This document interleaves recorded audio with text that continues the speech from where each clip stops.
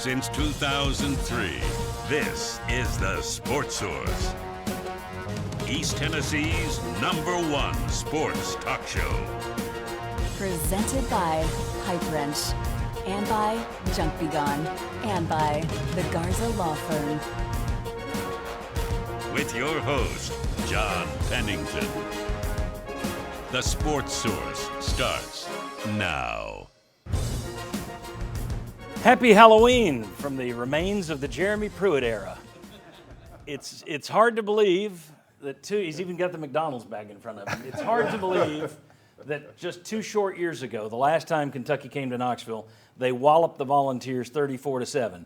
Then Pruitt is axed, 37 players take off, the NCAA cloud descends, and yet one miraculous turnaround later, and Tennessee puts the kibosh on Kentucky, 44-6 last night. Tennessee's 5th victory of the year over a ranked foe.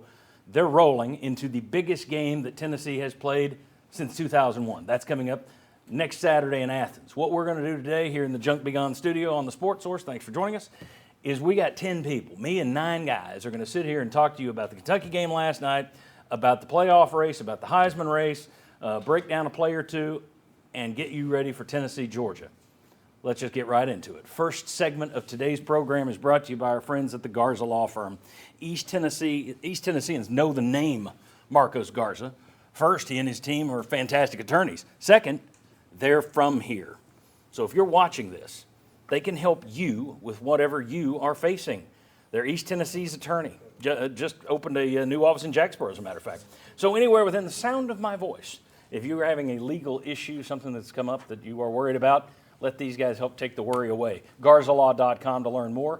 The Garza Law Firm. All right, let's welcome in the first wave. And when I say first, we got like 4 waves of guys coming out here today. First wave of panelists we have right over here from 99.1 The Sports Animal, Jimmy Himes. Jimmy, thanks for joining us. Thanks for having me. Former Virginia Tech defensive coordinator, former NFL player, former college player, and longtime Vol fan, Justin Hamilton. Justin, thanks for being here. Appreciate it, John. Right over here, Bob Hodge, longtime sports writer, done media in this town, been a member of this panel for 20 years now. Bob, thanks for joining us. Glad to be here. And back with us, VFL, former NFL player, Will Overstreet, a man who was on that 2001 team, and we're going to be talking about that a little bit later. Will, thanks for joining us. Glad to be here. All right.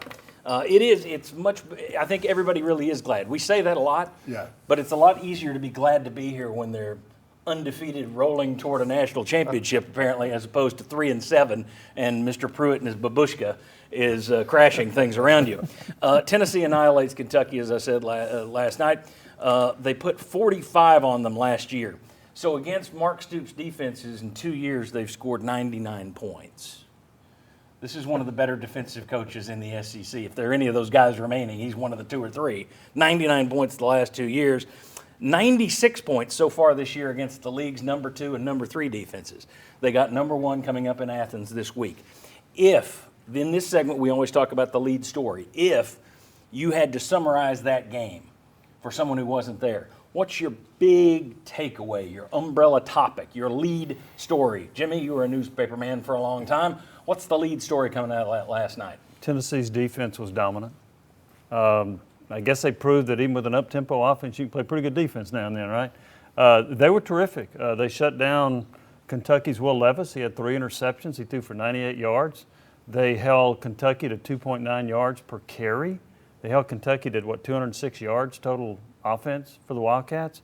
Other than that one drive where Kentucky in that first quarter almost tied it up, Kentucky didn't score again. It's the fewest points Tennessee's allowed in an SEC game since 2008. Which is stunning. Yes. Stunning. So I just thought the defense was outstanding. They got contributions from so many different people. They had 3 interceptions. Every guy that got an interception, it was his first one at Tennessee. They got pressure on Levis, 4 sacks. I just thought the defense was terrific. Next, anybody else? Big takeaway? I'm gonna jump in with where Jimmy is, and I also want to just say the continuing resilience of this team, because I thought, you and I were talking, that drive, they go down, they score, and I go, uh-oh.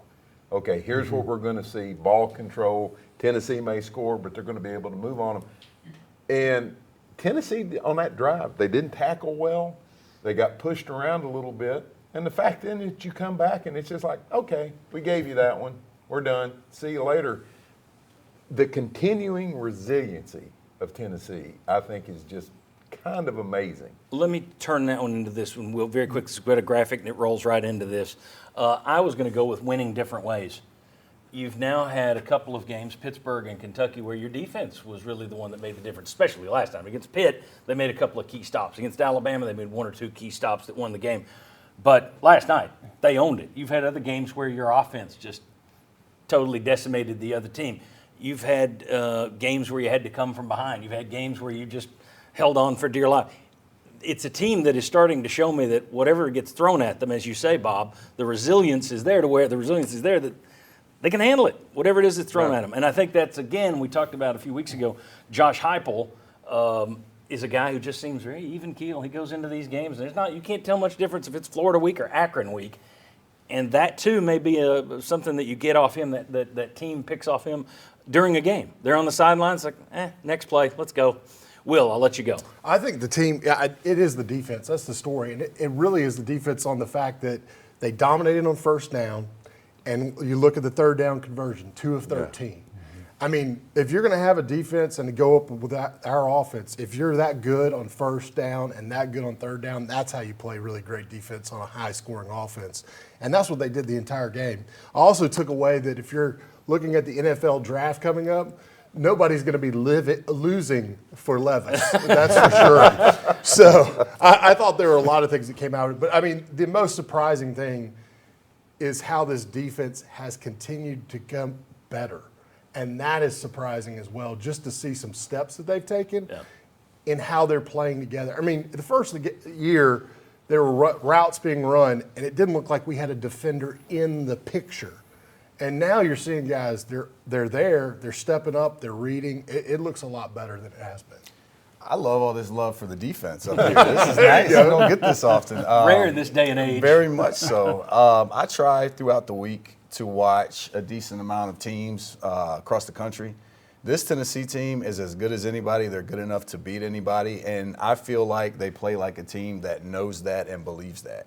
And I think you see that. You see their energy. You see their passion. You see how excited they get for each other when they make plays. And it's obviously the way you want your team to look when you head into November football. I'll give you another one. And this is just big picture as you can get. You've become a show. I mean, you had CBS earlier with Danielson and Nessler going on and on about what a home field advantage Neyland Stadium has become again. Herbstreit and Fowler were just agape. Their mouths were slack-jawed last night at the noise, at the visuals, at the lights. And I thought it was interesting, the game on ESPN before Tennessee was UCF. And they kept talking about how loud it was in the Bounce House, which was, again, a Danny White production. Danny White gets it. And congratulations. Yeah. Sterling Hinton over there is part of it. The UT Band has always been part of it. Bandit Lights. I know that Danny White was like, hey, anything, bring it all in. Yeah, they haven't really had that in the AD position before. It's always been, no, the future, the focus is football. No, the focus now needs to be the entertainment factor. And with the crowd feeding off all of that, you have become one of the show places in college football again, and it has been probably 20 years since you've hit that level of just nuts, insanity in a stadium. John, I remember when Doug Dickey made the comment, if you win, they will come. Now, if you win and entertain, yes, they will come. And they're coming. 5 consecutive sellouts. You sold out Akron. You sold out UT Martin. Are you kidding me? So he's made it a show. He's made it an event. He's made it must-see, must-go-to game. I was going to say must-see TV, but no, must-go-to game. And winning games helps too. When you're 8-0, that gets a lot more people in the seats as well. All right. One more big picture thing real quick. I'm wearing for Tennessee, I don't particularly care for orange and black uniforms, but here I am. The other big thing I learned is, okay, I bought in. You can play with anybody in the country. And that, before, I just kept waiting for it. Okay, this is the same team last year that was improved, but still, that's another, yes, you are as good as anybody in the country right now. And I would not have said that on September 1st. And here's the thing. Or 2nd. I'm not trying to slight the team in the least. They're playing like that. When it comes NFL draft time next year, I think you're going to see, I don't know how many seniors they've got at these other places, but you're probably going to see more guys drafted from Ohio State, more guys drafted from Georgia, more guys drafted from Alabama. Yep. but the way they're playing, the way they're coaching, I agree with you. I'd take it. I think they're 50-50 with anybody they're up against. Yeah. I mean, there are going to be more guys drafted from LSU.